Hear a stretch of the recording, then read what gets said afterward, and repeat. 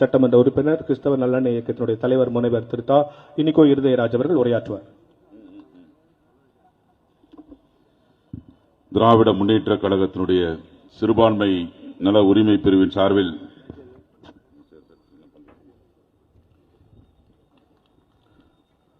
நடைபெறுகின்ற கிறிஸ்துமஸ் பெருவிழாவினுடைய விழா தலைமையேற்று நம்மை எல்லாம் மகிழ்விக்க வருகை தந்திருக்கிற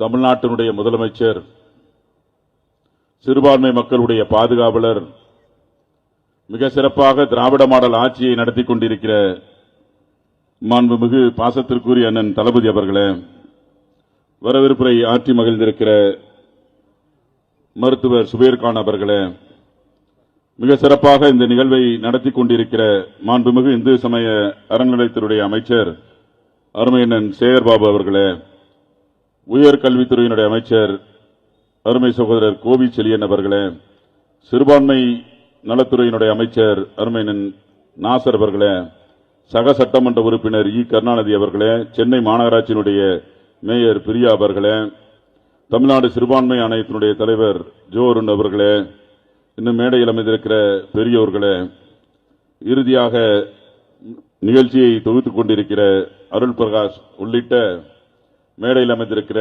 பெரியோர்களே, தாய்மார்களே, உங்கள் அனைவருக்கும் இறைமகன் இயேசு கிறிஸ்துவின் வாழ்த்துக்களையும் கிறிஸ்துமஸ் மற்றும் புத்தாண்டு வாழ்த்துக்களையும் தெரிவித்துக் கொள்வதில் மிகுந்த மகிழ்ச்சி அடைகின்றேன். கிறிஸ்துமஸ் என்பது அன்பினுடைய விழா, அமைதியினுடைய விழா, சமாதானத்தினுடைய விழா. இயேசு கிறிஸ்துவுடைய பிறப்பின் நற்செய்தியானது முதலிலே வயல்வெளியிலே ஆடு மேய்த்துக் கொண்டிருந்த மேய்ப்பர்களுக்குத்தான் முதலில் சொல்லப்பட்டது. அதுவும் அவர்கள் ஒடுக்கப்பட்ட புறக்கணிக்கப்பட்ட மேய்ப்பர்கள். இறைமகன் இயேசு கிறிஸ்துவினுடைய பிறப்பும் மாட மாளிகைகளில் அல்ல, அவர் பிறப்பதற்கு கூட இடமில்லாமல் மாட்டுத் தொழுவத்தில் தான் பிறந்தார். அவர் மண்ணில் வாழ்ந்தபோது அந்த வாழ்ந்த காலத்திலே ஜாதி இன பாகுபாடுகளால் மிக கொடுமையான காலம். அதையெல்லாம் களைய வேண்டும் என்று கருதி யூதராக இருந்த இயேசு கிறிஸ்து சமாரிய பெண்ணிடம் போய் தண்ணீர் கேட்டு மிகப்பெரிய ஒரு சமூக நீதியும் சமூக புரட்சியும் செய்தவர்தான் இறைமகன் இயேசு கிறிஸ்து.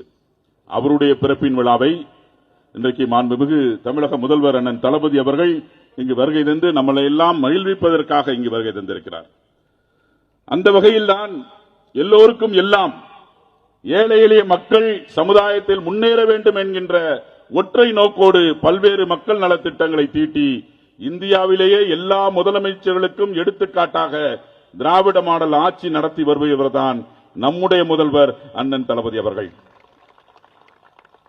இன்றைக்கு கிறிஸ்தவர்களாகிய நாம் பாதுகாப்போடும் அமைதியாகவும் மத சுதந்திரத்தோடும் தமிழ்நாட்டில் வாழ்கிறோம் என்று சொன்னால் அதற்கும் காரணம் நம்முடைய முதலமைச்சர். இன்றைக்கு தமிழகம் மட்டும்தான் சிறுபான்மை மக்கள் அச்ச உணர்வு இல்லாமல் ஜனநாயக காற்றை சுவாசிக்கின்றோம். மற்ற மாநிலங்களில் அப்படி இல்லை. 2021 ஆண்டு மட்டும் சிறுபான்மை மக்களுக்கு எதிராக தொடுக்கப்பட்ட தாக்குதல்கள், குறிப்பாக கிறிஸ்தவர்களுக்கு எதிராக கொடுக்கப்பட்ட தாக்குதல்கள் 550 வழக்குகள் பதிவுபடப்பட்டிருக்கின்றன. 2022 302, 2023 இந்தியா முழுவதும் 727 வழக்குகள், 2024 ஜூன் மாசம் வரைக்கும் 361 தாக்குதல்கள் சிறுபான்மையினரான கிறிஸ்தவர்களுக்கு எதிராக தாக்குதல்கள். இது நான் சொல்லல, யூசிஎஃப் என்கின்ற நிறுவனம் சொல்லப்பட்டிருக்கிறது. இந்தியாவிலே மதமாற்ற தடை சட்டம் இருக்கிறது. எங்க பாரதிய ஜனதா கட்சி நடத்துகின்ற அந்த மாநிலங்களில் எல்லாம் இன்றைக்கு மதமாற்ற தடை சட்டம். கிறிஸ்தவர்கள் மக்கள் மீது பொய் வழக்குகள், ஜாமீனில் வெளிவர முடியாத தாக்குதல்கள். சத்தீஸ்கர்ல 96, உத்தரப்பிரதேசத்தில் 92, இப்படி நாடு முழுவதும் 520 பேர் கைது செய்யப்பட்டுள்ளார்கள். இங்கிலாந்தில் இருக்கக்கூடிய ஒரு நிறுவனம் என்ன சொல்லியிருக்கிறது, ரிலீஸ் இன்டர்நேஷனல் என்ற நிறுவனம் என்ன சொல்லியிருக்கிறது என்று சொன்னால், சிறுபான்மை கிறிஸ்தவர்களுக்கு எதிரான துன்புறுத்தல்கள் ஆபத்தான முறையில் அதிகரித்து வரும் ஒரு தேசமாக இந்தியா இருக்கிறது என்று குற்றம் சாட்டப்பட்டிருக்கிறது. மணிப்பூர் கலவரத்தில் இதுவரை 200 பேர் கொல்லப்பட்டிருக்கிறார்கள் கிறிஸ்தவர்கள். 450 தேவாலயங்கள் கொளுத்தப்பட்டிருக்கின்றன. குக்கி மெய்தி இன என்கின்ற அந்த இன பிரச்சனையிலே தேவாலயங்கள் கொளுத்தப்பட்டிருக்கின்றன. இன்று வரை இந்த நாட்டை ஆண்டு கொண்டிருக்கிற பிரதமர் மோடி அவர்கள் இன்றைக்கு மணிப்பூருக்கு இன்று வரை செல்லவில்லை. ஆனால் நாம் எல்லாம் இன்றைக்கு மகிழ்ச்சியாக இருக்கிறோம். எங்க தமிழகத்தில் மட்டும்தான். ஏன்? நம்மை நேசிக்கின்ற முதல்வர் அண்ணன் தளபதி அவர்கள் நம்மை பாதுகாத்துக் கொண்டிருக்கின்றார். நம்முடைய உரிமைகள் பாதுகாக்கப்படுகின்றன. கிறிஸ்தவ தேவாலயங்கள், பழைய தேவாலயங்கள் புனரமைக்க வேண்டும் என்று நாம் கோரிக்கையை வைக்கல. ஆனால் அந்த கோரிக்கையை தமிழக முதல்வர் அண்ணன் தளபதி அவர்கள் ஏற்றுக்கொண்டு இன்றைக்கு ஆண்டிற்கு 5 கோடி ரூபாய் நிதி ஒதுக்கீடு தந்து சிவகங்கை இடைக்காட்டூர் தேவாலயத்திற்கு மட்டும் 1,55,00,000, திருச்சி லால்குடியிலே இருக்கிற தேவாலயத்திற்கு 67 லட்சம், டிஎல்சி திருச்சபை, சென்னையில் இருக்கக்கூடிய சென்ட் பால் சர்ச், இப்படி எல்லா திருச்சபைகளுக்கும் அந்த தேவாலயங்கள் இடிந்துவிடக் கூடாது, புனரமைய வேண்டும் என்கின்ற காரணத்திற்காக நிதி ஒதுக்கி தந்து நம்மளை மகிழ்ச்சிப்படுத்தியவர் நம்முடைய முதல்வர் அண்ணன் தளபதி அவர்கள். சிறுபான்மை கல்லூரி பள்ளிகளிலே, இதுவும் நம்ம தென்போஸ்கோ பள்ளிகளில் தான் நம்ம நிக்கிறோம். இப்படி பள்ளிகளும் கல்லூரிகளும் எப்படி என்று சொன்னால், நாங்க தான் சிறுபான்மை என்று சொல்லிக்கொண்டு ஒவ்வொரு வருஷமும் 2 வருஷத்துக்கு ஒரு தடவை 20 லட்சம் ரூபாய் செலவு பண்ணி போய் கோர்ட்டிலையும் நம்ம ஒன்றிய அரசிடம் போய் மைனாரிட்டி சர்டிபிகேட் வாங்கிட்டு வந்து இங்க கொடுக்கணும். அதை கேள்விப்பட்ட நம்முடைய முதல்வர் அண்ணன் தளபதி அவர்கள் எதற்காக அதெல்லாம் வேண்டாம், பெர்மனன்ட் நிரந்தர சிறுபான்மை சான்றிதழ் நான் தருகிறேன் என்று சொல்லி இந்த வருடம் 159 பள்ளி கல்லூரிகளுக்கு இன்றைக்கு சிறுபான்மை அந்தஸ்து கொடுக்கப்பட்டிருக்கிறது. இப்படி நான் சொல்லிக்கிட்டே போலாம், நேரம் இல்ல, அண்ணன் பின்னாடி வந்துருவாரான்னு பயந்துகிட்டே இருக்கேன். தேவாலயங்களில் பணியாற்றுகின்ற பணியாளர்கள், உபதேசியார்கள், அவர்களுக்கு நலவாரியம் அமைத்து கொடுத்து அவர்களுடைய வாழ்க்கையிலும் விளக்கேற்றி வைத்தவர் அண்ணன் தளபதி அவர்கள் தான். கல்லறை தோட்டம், நமக்கு எப்பயுமே பிரச்சனை கல்லறை தான், எல்லாம் கரெக்டா சொல்லுவீங்க.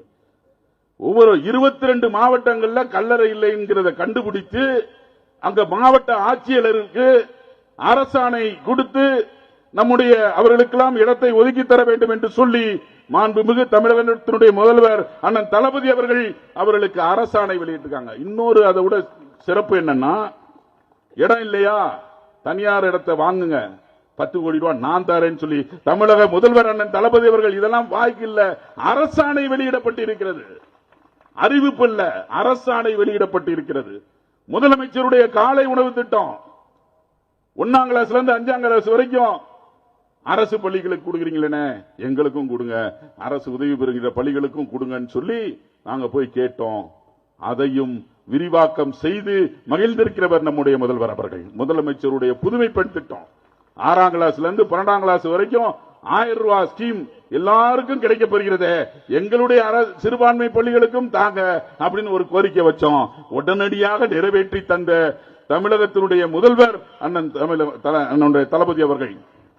இன்னைக்கு நான் சிறிது நாளுக்கு முன்பு உலக கத்தோலிக்க கிறிஸ்தவர்களுடைய தலைவர் போப் பிரான்சிஸ் அவர்களை அவருடைய அழைப்பின் பேரில் ஒரு 13 நிமிடம் சந்திப்பதற்கான வாய்ப்பை பெற்றேன்.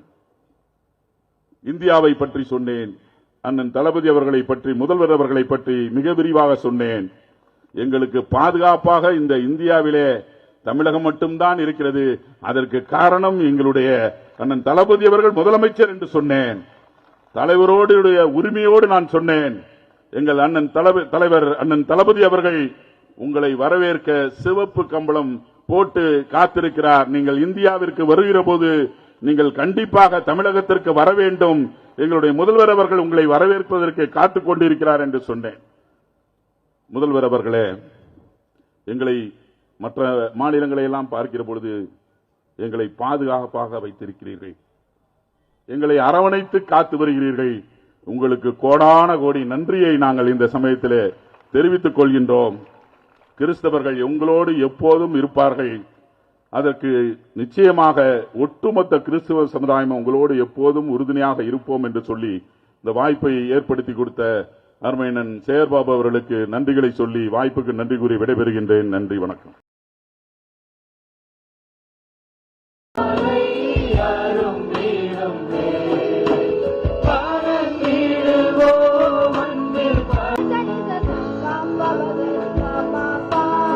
Papa க ப ம ப த நி ச நி சா